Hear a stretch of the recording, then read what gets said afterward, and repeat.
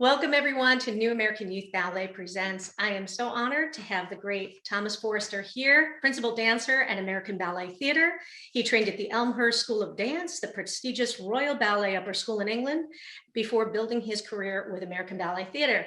We're here to talk about his brilliant career and also this wonderful book I have sitting right there on the windowsill, My Daddy Can Fly, that you wrote the perspective of your son, Benjamin. So welcome to the show, and thanks so much for being here. Thank you so much for having me. What accomplishment are you most proud of in your ballet career? It's so tough. Honestly, I feel like ever since I was young, I was so tall and lanky. I was never that confident. So any opportunity that came my way, I just felt so incredibly thankful. And to be where I am is just unbelievable. And I feel like I just never gave up. I just kept on going. Yes. And even when I felt weak or not strong enough, just like I read something that was like, just lay the brick, don't worry about the wall, just focus on one brick. And then before you know it, you look back and you're like, oh, I have a wall. I like that. Yeah. So, I feel like that's my career totally. Like ABT have given me a brick and I focused on laying that brick, and then before you know it, I look back at what I've achieved and I'm like, wow, I'm so happy with everything.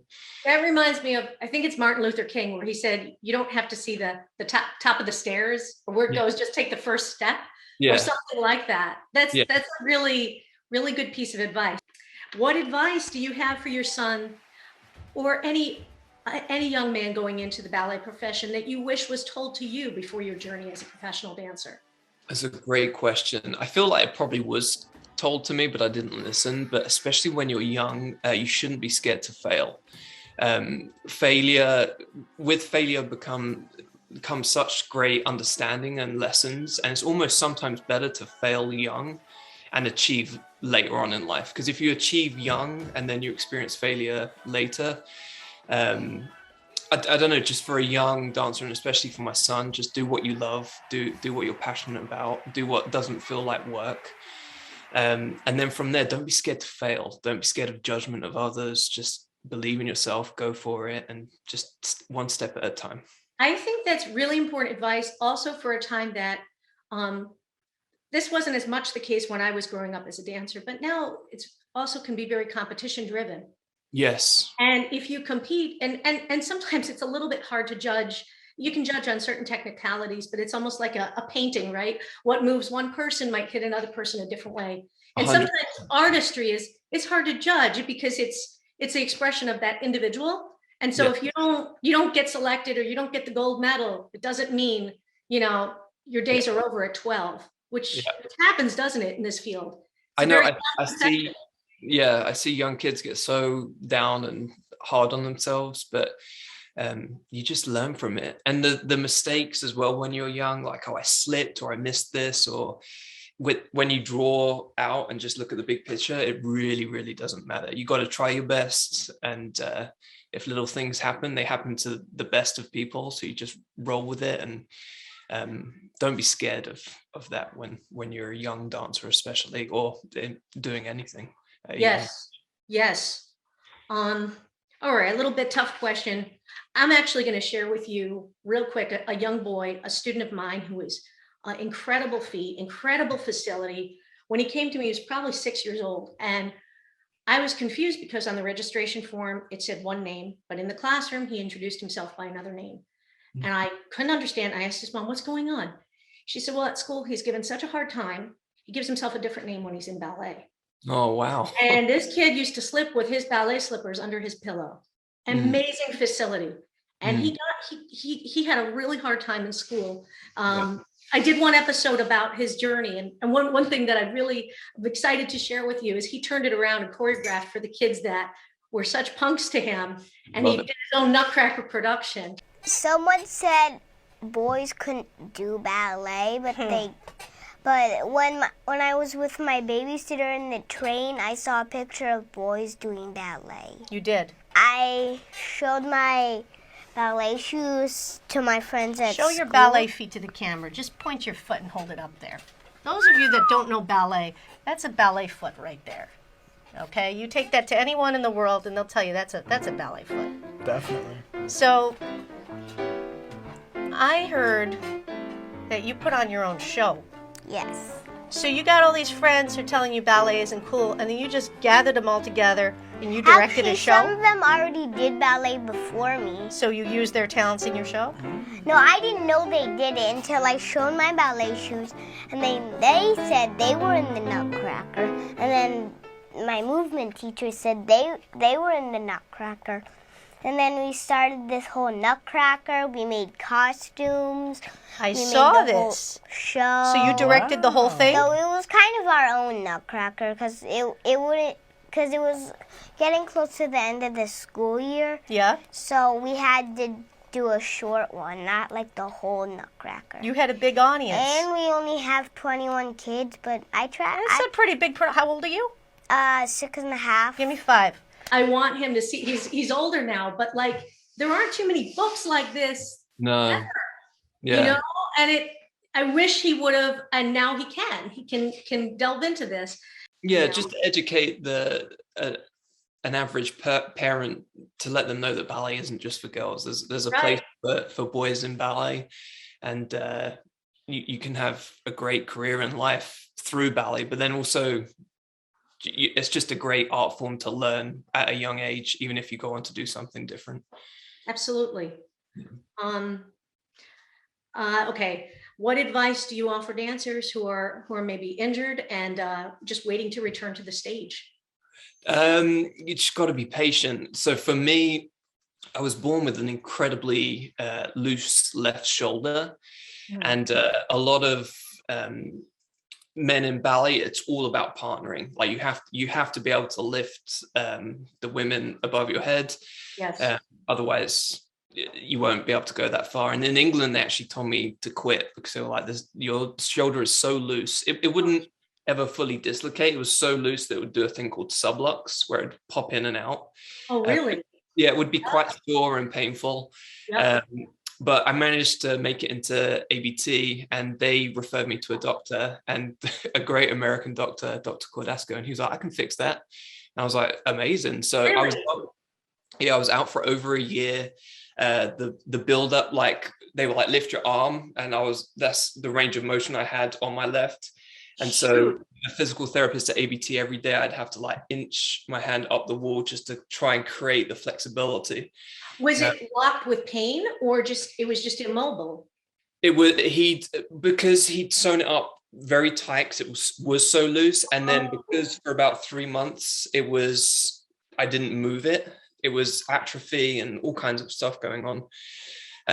But slowly but surely, I got my flexibility back. And then every time I lifted the girls, there was no subluxations. Wow. So the reason I'm telling this story is like people have knees, ankles, but injury, unfortunately, is a part of when you're a professional dancer.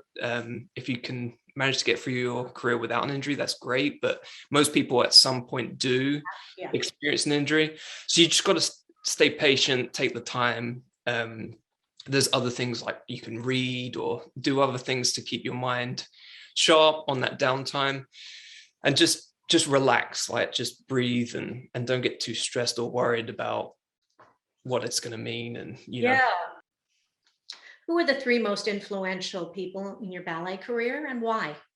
Wow, that's a great question. It's so funny because growing up, I loved football, soccer. So all my stars, all the people I looked up to were like David Beckham, and they weren't like Rudolf Nureyev and all these huge names. But then I came to ABT and it was just Ethan Stiefel, Jose Carreño, Marcelo Gomez, David Hope, like Gillian Murphy, Julie Kent. The names and roster of superstars was just, I was like, wow. Like, so honestly, I just took so much from all of them. I was just in awe with each and every one. Each and every one brought their own special, unique talent and what made them fantastic. So to pick 3 would be tough. Yes. I would definitely pick Marcelo Gomez for work ethic. That no one worked harder than Marcelo. He was absolutely incredible in and out of the studio. Just an incredibly professional, strong dancer. And then 2 more. It's like it's so tough. You don't want to leave. You don't want to leave anybody out. Gillian Murphy has always just stunned me with how technically precise and just clean she is. She's such an incredible. She's amazing. And then after the baby, be doing the turns, like she's unbelievable. Yeah. When did you both start really partnering together? Because I know you 2 work together a lot. Yeah, I got to do my first Giselle with her. So we did Giselle in Washington just before the pandemic. And then ironically, once we got back, we got to revisit. That was the first thing we got to revisit. And it's just lovely being with Gillian. Like, she's also a parent, and so we can relate on that level. And she's been there and done that, you know. So like, because it's quite new to me, I can have a tendency to get overwhelmed and stressed. And she's like, we're gonna do this. It's gonna be okay. So to have that kind of guidance, and I don't know, I just feel incredibly lucky and thankful. It's nice to see this like family environment with professional dancers. Yes. I always worried as a dancer growing up, would I ever be able to have both, you know? And it's like I'm saying, this book, it's now solving issues that were not there. It wasn't a solution. And also seeing people like Gillian Murphy and yourself as a father, a mother, working as a professional dancer, going through parenthood with your kid in the studio, you know, and no, it's lovely. It's a really cool thing to look up to. Yeah. Why is live music such an important part of a dancer's life? The orchestral music, or any live music for that matter, brings the art form to life. Even just from a CD there's such a difference between a CD and just a live orchestra, and it purely is just magic when it all comes together. Someone once explained to me, kind of like ballet is a painting in motion, and then if you think that you have the orchestra backing that up, and like when it's big and loud, and I don't know, it can just make the hairs raise on your arms. Yeah. I feel a cool way to look at it. It's like Van Gogh, how it has emotion. Yeah, and like 2 people can watch the same ballet, have different interpretations. Yes. But I do think the music helps transport people to a different place. Yeah. I try to always ask that question, especially at a time where the arts have been hit very hard with the pandemic. There's a lot of funding for a lot of things, and arts always takes a slam. And often live music is, of course, replaced because people think that that's an easy thing to do without, just use a recording. But I always stand behind live orchestra. Yeah. And I like how your son, I just jotted this down. I like how I've seen rehearsal videos of you preparing for Swan Lake, and he's there with you. I like how you involve him in part of the process. And I know as a parent, it's not always easy for us, right? Because kids have their own needs, and maybe we got to run a coda again, and maybe they need I don't know, they need a snack and different things. But I like how he's a part of your professional life. No, yeah, it is lovely. It's lovely to watch him in the studio run around and jump about. And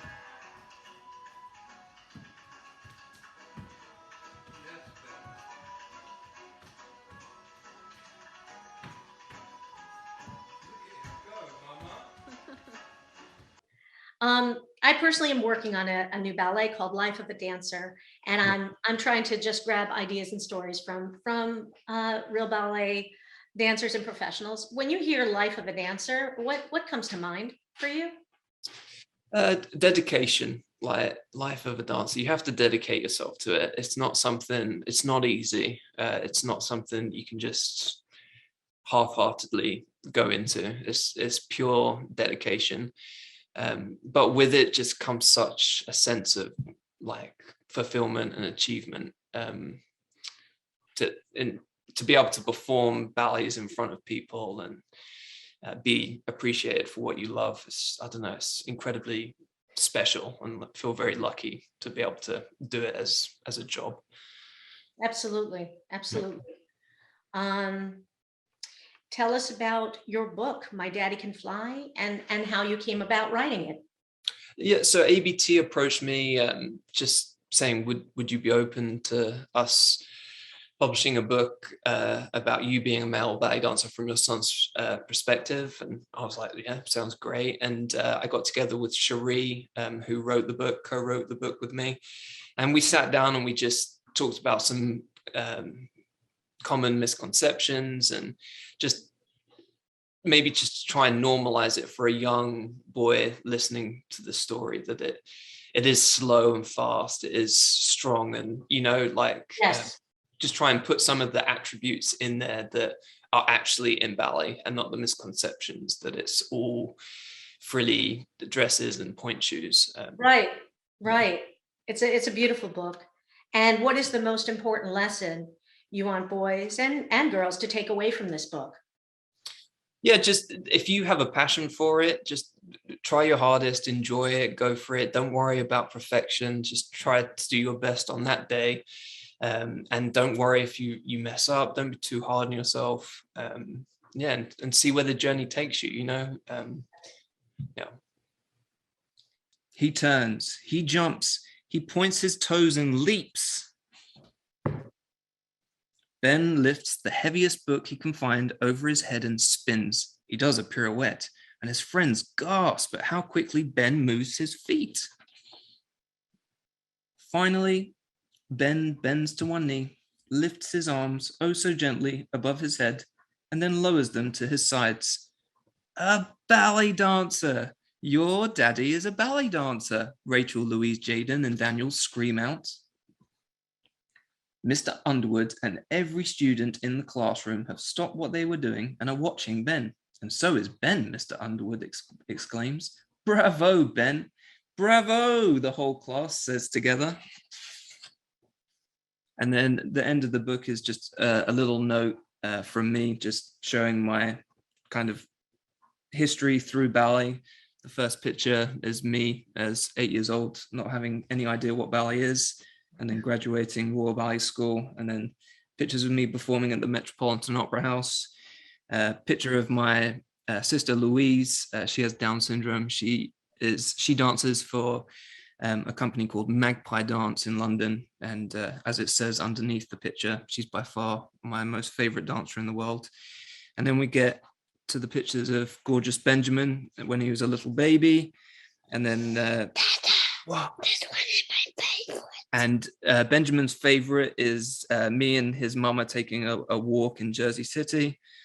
And then the last one is me and Ben sporting bike jerseys, because Ben is amazing at riding his bicycle. If you and Ben were to plan a big dinner party, what favorite foods would you both serve? Very good question. I know Ben likes pasta, so there'd definitely be pasta in there. And if it's a dinner party, I don't know. I feel like I really like a cheeseburger, if I'm being really honest. Probably cheeseburger and pasta. It's not going to be a very healthy dinner. Yeah. Do you have any pets? I do. I have a Shih Tzu, a little doggy. I could show him to you. This is Benson. So hello, Benson. Was he a pandemic dog, or have you had him for a while? No, he's 13 now. Oh wow. Yeah, he's a great dog. And then what's your most favorite place to go with Ben? The park. We actually just went to the park. That's why I'm a little late today, but we went sledding. It was so fun. But anything outside, any kind of playground to watch him play and just have fun. We're trying something new. We've got some rapid fire choices, so pick one and say why. Do I do all of them or just? Yeah, do all of them. Okay. So summer or winter? Summer. Adagio or Grande I should say Grande Allegro, but I'm going to say Adagio. Okay. Teaching kids or teaching adults? Ooh. Kids, but it depends how young. Okay. Tea or coffee? Tea. You gotta go tea. English, man. Bar or center? Oh, these are good. Bar. Okay. And then PS5 or Xbox? Whoa. PS5. Okay. My combination, we are gonna start back with Don Q. So I thought we'd do a little Tendu combination, but with a little Don Q flair. So we'll start facing the corner in 5th position. And we'll do 2 Tendus front, and then 3 jetés. And then 2 Tendus back, and 3 jetés. And then one side, closing in 1st, and then close 5th. One side, close 5th. And then we'll do the Don Q turn around to 5th, Tendu side.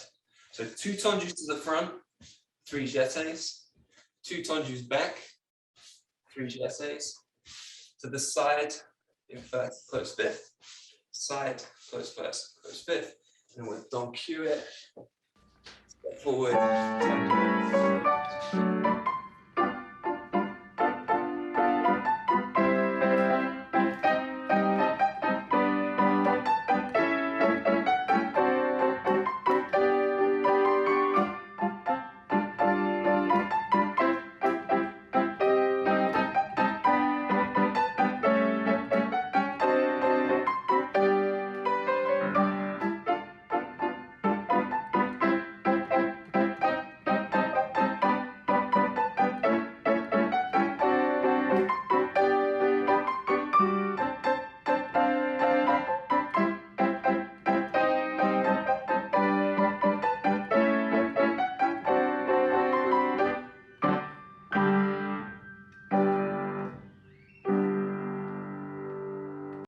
Good job.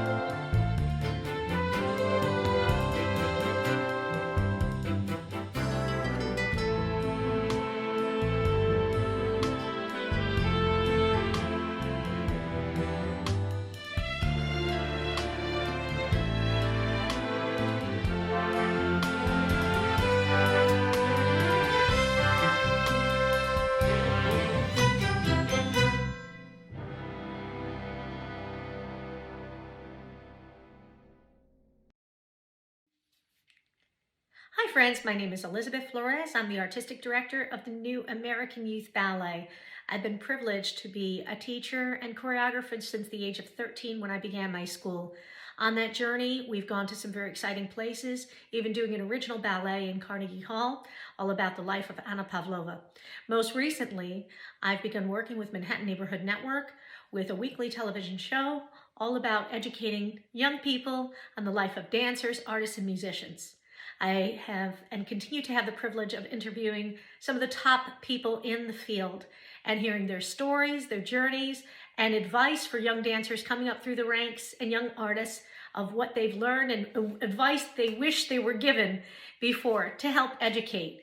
So if you're looking for a little biography, an interview, and someone who is genuinely interested in your story and bringing out what is special about you, contact me. I would be privileged to do your story. We do the interview via Zoom.